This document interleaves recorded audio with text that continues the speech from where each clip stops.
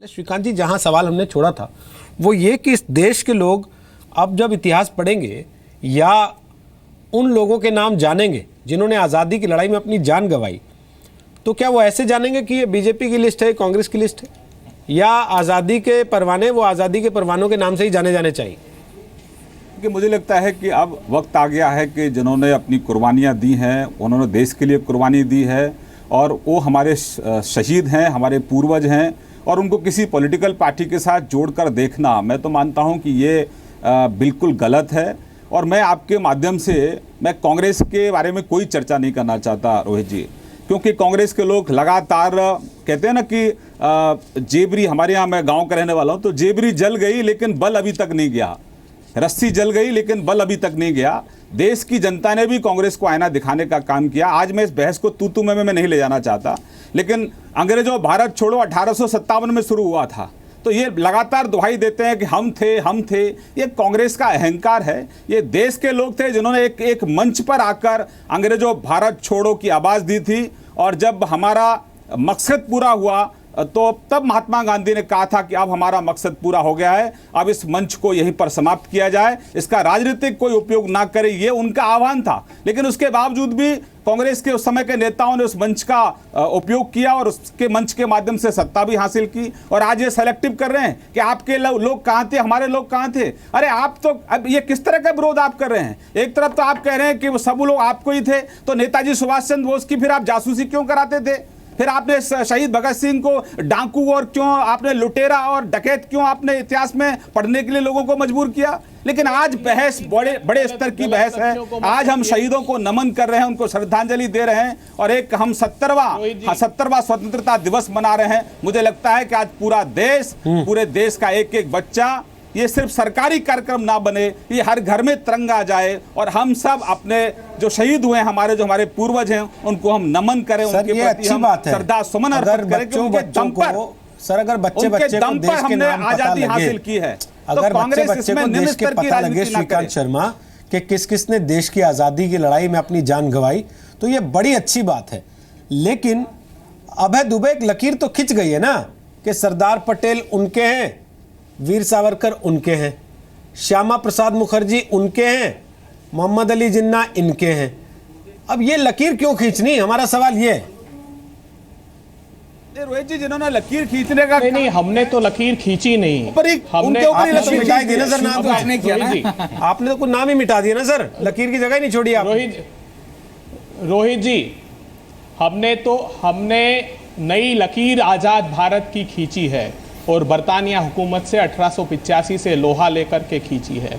मैं विभाजित नहीं करना चाहता। जिसने एक दिन भी आज़ादी के उस यज्ञ में अपनी आहुति दी है, उसको हम शिरोधार्य करते हैं। अभी इतिहासकार साहब ने कुछ व्याख्या की, मैं उसका छोटा सा जवाब देना चाहता हूं। उन्होंने कहा कि 35 से 40 तक कोई कांग्रेस मैं आपके माध्यम से अपने कांग्रेस के मित्र से एक सवाल पूछना चाहता हूं। मैंने इंटरप्ट नहीं किया। नहीं, बहुत बहुत धन्यवाद आपके लिए। एक सवाल मेरा जरूर सुन लीजिए। मेरा एक सवाल विनती है सर, आपका मैं बहुत आभारी हूं कि आपने इंटरप्ट नहीं किया। 1857 में आप लोग कहां थे, आप ये बताइए देश की जनता को। हमने तो 1885 से अपने इतिहास को रेखांकित किया, मगर वो जो अंग्रेजी हुकूमत के फरमाबरदार थे, आज वो आजाद भारत में आजादी की नई व्याख्या अगर करते हैं तो उसका विरोध हम दृढ़ इच्छा शक्ति के साथ करेंगे। रोहित जी, जो इतिहासकार साहब हमारे हैं, उन्होंने श्यामा प्रसाद मुखर्जी की व्याख्या की कि चूंकि सेकंड वर्ल्ड वॉर चल रहा था इसलिए उन्होंने कुछ नहीं कहा। तो मैं आपको प्रामाणिक रूप से बताता हूं, फेडरिक पकल हुआ करते थे। दुबे जी, आपने नहीं समझा मैंने क्या बोला? आप सुन लीजिए, फिर आप जवाब दीजिएगा। आप लेट मी एक्सप्लेन फर्स्ट। मैं बताऊं क्या हुआ था। ये 17 जुलाई 1942 को सेक्रेटरी गवर्नमेंट ऑफ इंडिया थे फेडरिक पकल। उनकी गोपनीय चिट्ठी गांधी जी ने पकड़ी थी, जिसको कहा गया पकल गश्ती। जिसमें उन्होंने विस्तार से 5 पन्नों में व्याख्या की है। सारे कलेक्टरों को ये चिट्ठियां भेजी गई कि जो 1942 का कांग्रेस का आंदोलन है उसको कैसे कुचला जाए। इसमें व्याख्या की गई है कि किन किन संगठनों से जो कांग्रेस विरोधी हैं सहयोग लिया जाए बरतानिया हुकूमत के। मैं इस डिबेट को डिरेल नहीं करना चाहता, मैं नाम नहीं लेना चाहता, लेकिन आपने जो इंगित किया था कि श्यामा प्रसाद जी क्या कर रहे थे या वो भारतीय जनता पार्टी आज का डिबेट जो है ना, मैं थोड़ा सा माफी चाहता हूँ, आज का डिबेट श्यामा प्रसाद मुखर्जी के योगदान पे नहीं है, ना जवाहरलाल नेहरू के योगदान पे, ना महात्मा गांधी के योगदान पे है। आज का डिबेट केवल इस बात पे है कि भाई चंद्रशेखर आजाद भी इसी देश के लिए शहीद हुए थे। चंद्रशेखर आजाद को भी वो सम्मान और वो स्थान मिलना चाहिए जो कि इस देश के लिए शहीद हुए किसी व्यक्ति को मिलने बनता है। वो 70 साल तक क्यों नहीं मिल पाया?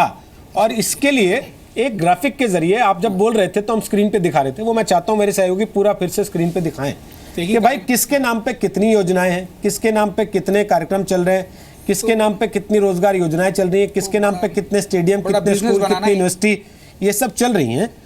इसके बाद मेरा सवाल आपसे ये है यादविंदर जी, भगत सिंह के परिवार से, चंद्रशेखर आज़ाद के परिवार से, राम प्रसाद बिस्मिल के परिवार से, अशफाक उल्लाह खां के परिवार से, चाफेकर बंधुओं के परिवार से, किसी के भी परिवार से कितने बच्चे हैं, कितने पोते राजनीति में हैं और आज सांसद हैं, नेता हैं, पार्टी चलाते हैं, कितने लोग हैं?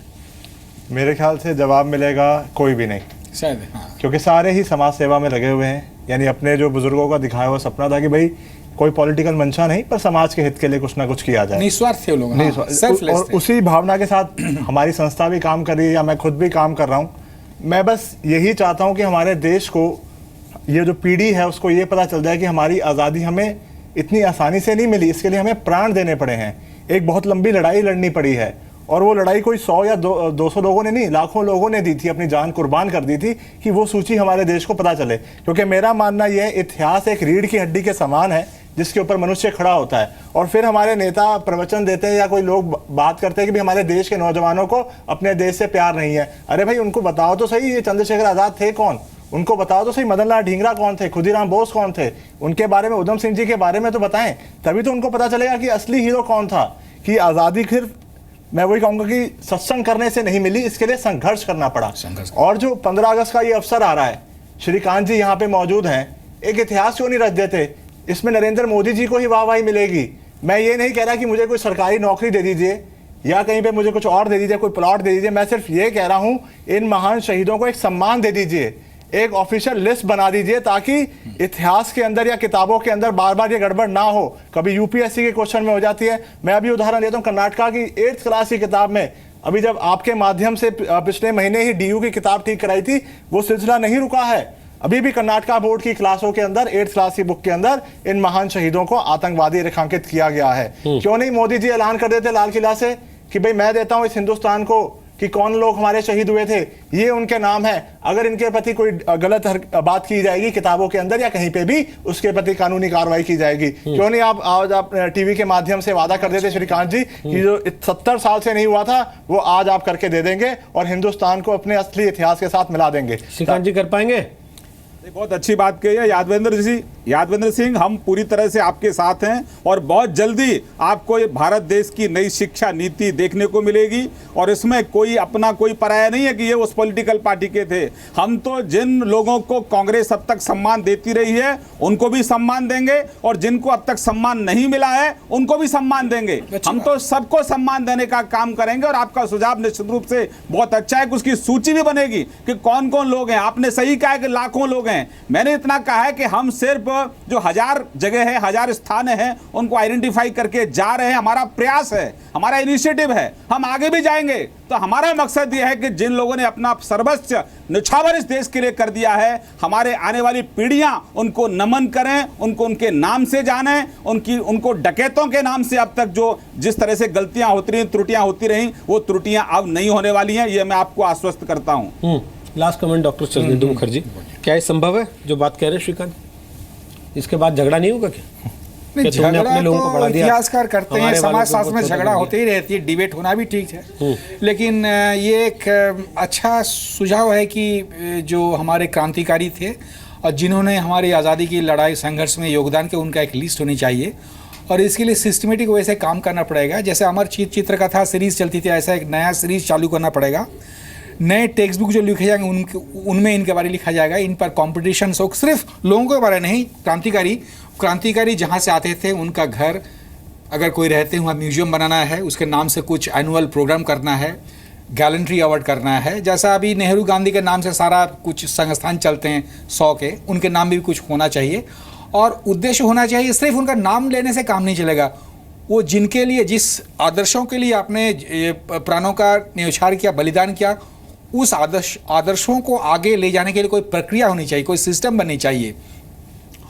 और अगर थोड़ा बहुत डिबेट होगा शायद हो सकता है, सब पॉइंट पे नहीं माने, लेकिन अल्टीमेटली अगर एक अटेम्प्ट किया जाए तो कंसेंसस बन सकती है, बहुत बड़ी बात नहीं आज है। भी पुलिस रिकॉर्ड में ये सब मौजूद है भाई, किसको फांसी हुई थी, किसको अंग्रेजों से लड़ते हुए गोली लगी थी। तो इतना बड़ी बात नहीं है, सरकार अगर चाहे तो कुछ भी कर सकती है। किताब भी बहुत लिखेंगे, लेकिन वो किताब को इग्नोर किया जाता है ना आजकल। ये अच्छी किताब को पढ़ने का लोगों को मौका नहीं मिलता है। ऐसा सारे सिलेबस बनाते हैं, ऐसा क्वेश्चन सेट करते हैं, ऐसे किताब देते हैं, लोग जानते नहीं। अगर थोड़ा ऑनेस्टी हो, ट्रांसपेरेंसी हो, अगर कांग्रेस ये अपना मनोभाव छोड़ दे भाई सिर्फ हम नेहरू परिवार को ही बढ़ाएंगे, तो ये ठीक नहीं, ये ज़्यादा दिन नहीं चलेगा। अब तो इसका समय खत्म हो गया, तो इसलिए मोदी ने जो अच्छा शुरुआत की, हम बहुत खुश हैं और ऐसा सिलसिला चलना चाहिए।